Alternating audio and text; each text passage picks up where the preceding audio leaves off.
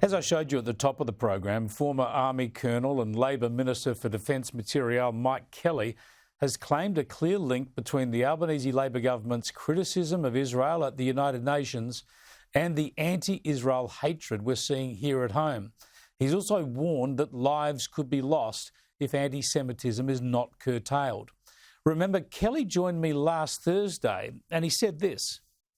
The government is putting at risk our national security here and our social cohesion, because it appears as if they're rewarding every new escalated act of violence out there by those activists who are committed to that course of action. And so every time that they're rewarded for those courses of action, they're just emboldened to take it further. And just hours later, we had that firebombing at the Addas Synagogue in Melbourne. So when I spoke with Mike Kelly today, I said that news was probably a horrible vindication of his warning and a realisation of his worst fears. Chris, I was sick to my stomach. I'd just been at an event that the German ambassador and the Israeli ambassador were conducting on the grounds of the Israeli embassy, unveiling a plaque to the memory of William Cooper, who was a wonderful Indigenous leader who was the only private person in the world who conducted a demonstration against the Kristallnacht atrocities in Germany in 19. And to see what happened in Melbourne at Addas Israel was just a shock. And, we know where this leads. It's a stepping stone. And what really disturbs me and concerns me now, and the risk there at Addas, was the loss of human life. And so it's time now to ante up, to really make this a bipartisan push and pump the brakes on all this, virtue signalling at the UN, which, is without question feeding this. And really the comments from Penny Wong yesterday really aren't helping. I'll come back to Penny Wong and foreign affairs, but we've had another hateful attack now in Sydney's east. Just like last month, anti-Israel slogans, a car burned, and this happening at a location close to synagogues and Jewish schools. Now, Anthony Albanese was slow to go to Melbourne. He was slow to dub the attack there an act of terrorism. He was slow to set up an anti-Semitism task force, but he's done all that now. Has the government's response been good enough, at least on this law enforcement aspect? Look, I welcome the task force and I welcome the funding, but we also have to address the root causes and the issues here. And that means, a full court press on making sure that across the political divide, we're making our voices clear about these sort of things, that the policing is rigorous and absolutely clear-cut, with no sort of theories and strategies now of saying, we want to avoid pouring oil on the fire here. The fire is burning. It's now to start putting the fire out. So aggressive policing and intelligence work is really required. But we also have to stop providing the fuel to the fire in terms of some of the things that are being done in the foreign policy realm, which just are completely counterintuitive to what is called for right now. OK, let's go to the foreign policy response here and Labor's abandoning of Israel, because surely that is linked to these domestic issues. So instead of strengthening its support for Israel, Labor portrays Israel as the aggressor. And even after Assad's Syria has fallen and Hezbollah's been defeated in Lebanon, so that Iran is finally on the retreat in the Middle East, Penny Wong has mentioned Israel and international law in the same breath as China and Russia. Yeah. Chris, you might know about Natan Sharansky, famous human rights Soviet Union dissident. He coined a phrase, 3D anti-Semitism. And the 3 Ds of that concept are delegitimisation, demonisation and double standards.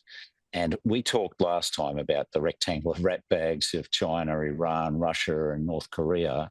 Well, to sort of associate Israel at this point with Russia particularly, who have been instrumental in fomenting the tyranny and the destitution in Syria, they are the ones who've provided and facilitated Syria's chemical weapons attacks against its own population, starting in 2013 when they were using sarin gas and then moved to chlorine gas, which was infamous from the First World War, and the barrel bombs that were dropped on the population.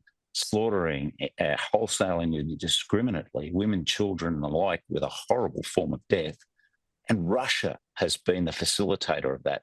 Russia is the one in the Security Council at the UN who have vetoed attempts to stop this and bring Syria to heel on chemical weapons. And right now, Israel's war against these aggressors, its war of self-defense and against annihilation, which, as you say, has now debilitated Iran, given us the opportunity to reset in Syria and Lebanon, are now conducting strikes to destroy those chemical weapons stockpiles. And yet we hear from the UN they want those strikes to stop. Well, you want those weapons to fall into the hands of other extreme groups? And so to point to Israel and say, you're in the same league with these guys, it's just outrageous. They're on our side, and they're making it possible for there to be a reset in the Middle East, taking on the entire responsibility themselves in putting their lives on the line to do that. Understand who your friends are and whose side you are on right now.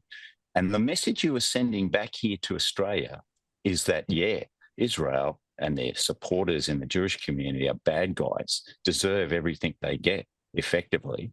And, these resolutions that they support, which are full of lies and distortions and propaganda, this is what fuels the extremists back here.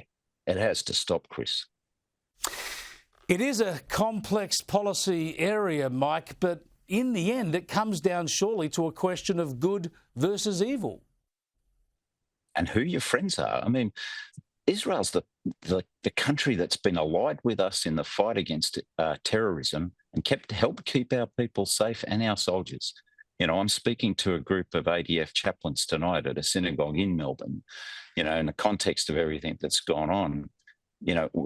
We have been shoulder to shoulder with these people, but mainly they've provided us with the support and the wherewithal and the intelligence that we didn't have.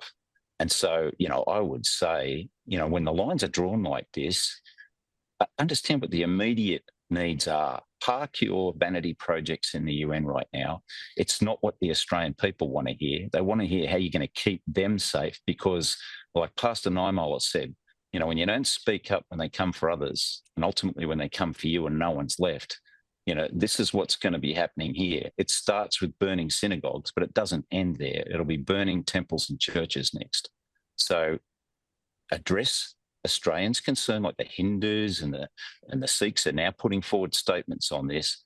Address domestic security concerns about this, and also address the things that Australians want to hear from the government on cost of living and those pressures that are making their daily lives so difficult. That's what the government's got to focus on in this run-up to the election. Mike Kelly, thanks for speaking out again and for joining us here. No worries, Chris. Thank you.